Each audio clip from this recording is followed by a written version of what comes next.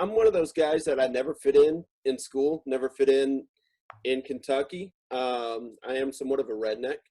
Nothing wrong with But that.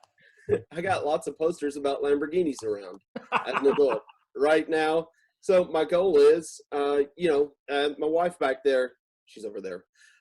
She's atop the Dream Center. So it's a huge charity in Los Angeles. And we want to give lots of money to charities, and we want to have lots of money ourselves. For example, like for the Lamborghini. Mm-hmm. And, obviously it's, you don't stop with one, you keep going, and, making it to where life is fun, and Yeah. life is designed just to be a big blast with a little bit of struggles sometimes. Yeah.